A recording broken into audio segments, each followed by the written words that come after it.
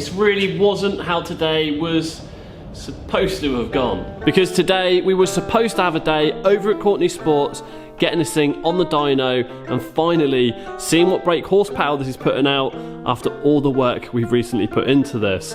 But believe it or not, on the drive over to Courtenay Sports, this thing decides to drop a cylinder.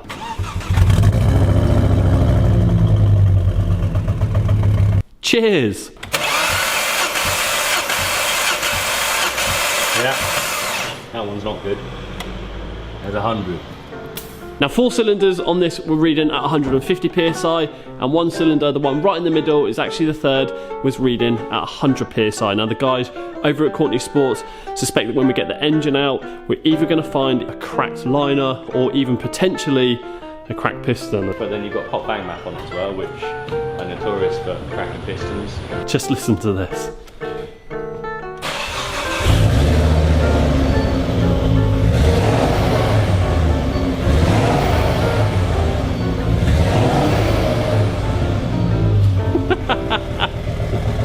It sounds good. I think I've done a nice job of that impressor conversion.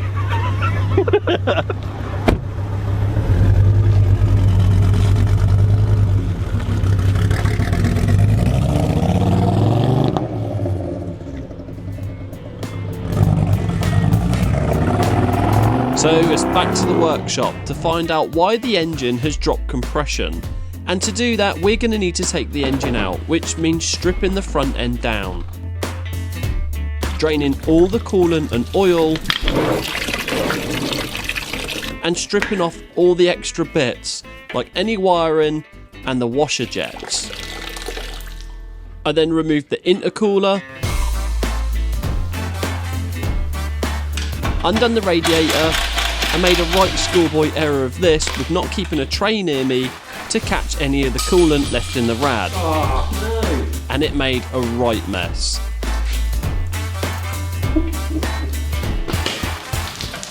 Oh.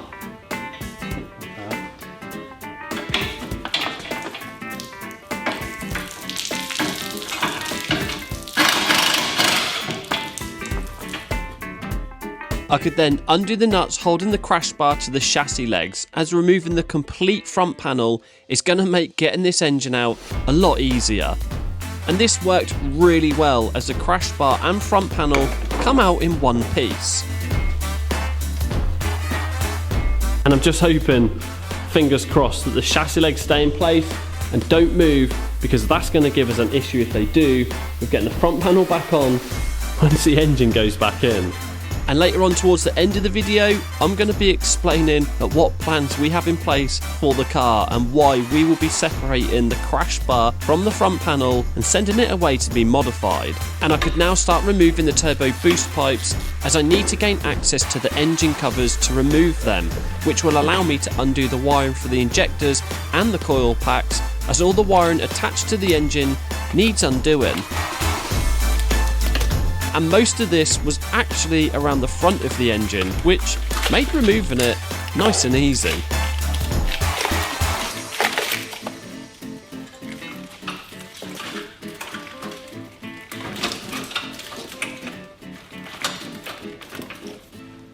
And I'm so close to having this thing out now, and all I'm left to do is to get one fuel line off, and I can't get it off because I haven't got the tool to do it, and it requires a special tool, which is typical because it's literally the last piece for me to be able to take this engine out, other than obviously undoing the mount. So it now looks like I'm going to need to free off this line from in the fuel rail, but to do that I need to take this inlet manifold off to be able to lift up the fuel rail enough to get that pipe out.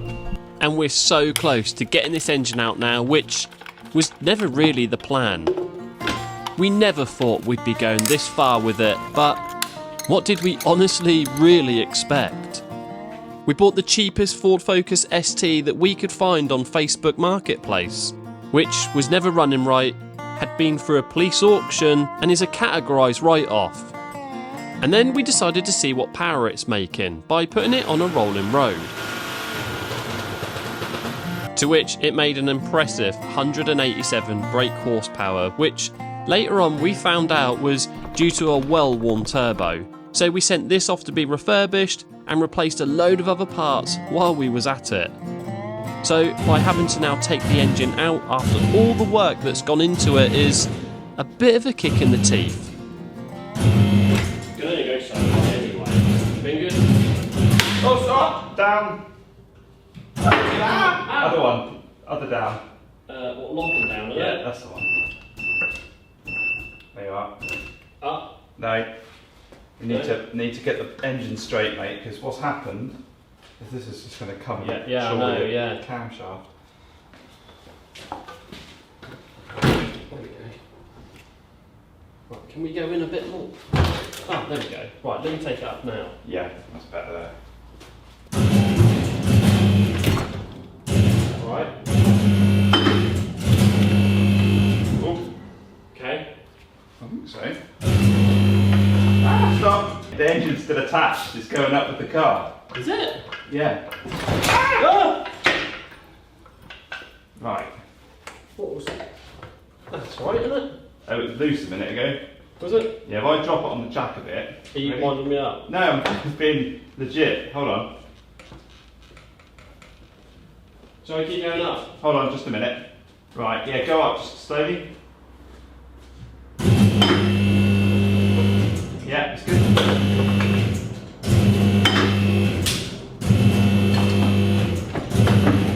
Alright, I think we're out now, mate. Can we pull the whole thing? Yeah. Nice. That wasn't so bad, I guess.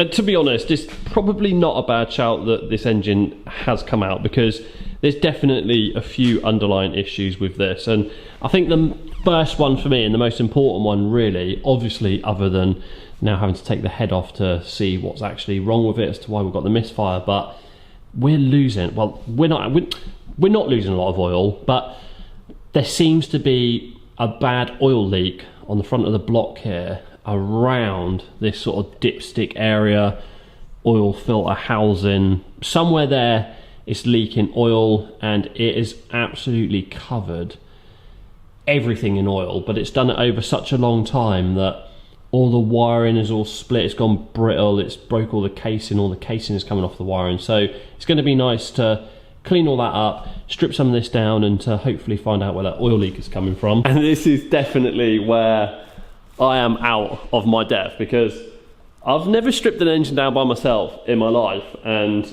to take the head off and to know what I'm looking at, I'm hoping that it's going to be pretty obvious. But yeah, this is like as far as I've gotten. I've took engines out of cars and stuff before, but never really stripped them down, so this should be pretty interesting. And to start out with, I removed both auxiliary belts. One runs the alternator here, and the other runs the aircon pump. And then undone the 4 nuts on the lower pulley, as well as the big nut, and this took some persuading.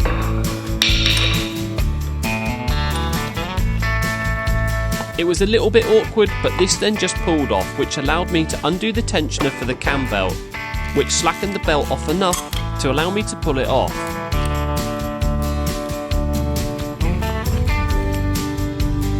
And the turbo I decided to remove off the block of the engine, although I could have left it on, but when it comes to moving the block around, I don't really want to damage the turbo. At least we know that's alright. And to think that I put that time cert in with the engine in place, and look how good that looks. I'd say that was pretty good. Then the rest of the inlet manifold come off, and there was a few pipes to remove, but it was nice and easy to get off anyway. I then labelled up the coil packs 1 to 5 so I know where they go when I refit them, and then removed them. And once I'd removed all the remaining brackets of the block of the engine, I could undo all the cam cover bolts, and there was a lot of these. And by being really careful, I prised open the cam cover from off the top of the block to expose the cams, and these just lifted out. Okay, so that's now the cam cover off, cams are out. I think it looks all right. We've got 12 big bolts in here now to get, or to undo, and then we can lift this head off, which is hopefully going to expose the cylinders and the pistons, and fingers crossed, cylinder 3, this one right in the middle, I'm hoping the easiest thing for us is probably going to be that there's a cracked piston rather than the liner, because if it's a liner, the whole block's got to go away to be repaired. So it means stripping the rest of the engine down, which isn't ideal, but it is what it is. So let's just get this head off.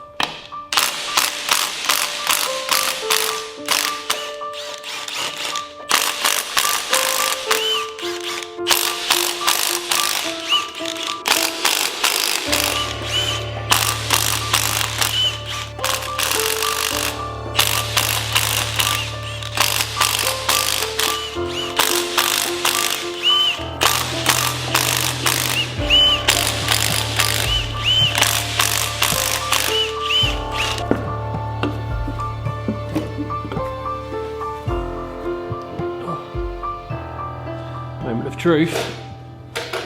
Oh, that weighs a ton. It's not as bad as I thought it was going to be, which right now is good news because the liners in the engine look fine. There's no cracking, or from what I can see anyway, or at the best of my knowledge, I don't really know what I'm looking at. So these cracks could be like hairline cracks and I just can't see them. But visually, there's no cracks in them. They look fine. There's no scoring. I've had my light in there. I can't see anything. So I'm taking that as a win right now, and just fingers crossed that this problem all boils down to either a faulty piston or faulty piston rings. But I'm not going to know that until I've got the rest of this block stripped down, but that's all going to be in the next video. But what I am going to do is I'm going to pour some oil in these, leave the oil in them, or in the cylinders overnight, and hopefully in cylinder 3 it's going to drop the oil, because the oil is going to go past either the piston rings because they're faulty, or it's going to get through the crack in the piston, with obviously being a cracked piston, and we can just take this thing apart and replace them, and it's going to be a nice easy fix.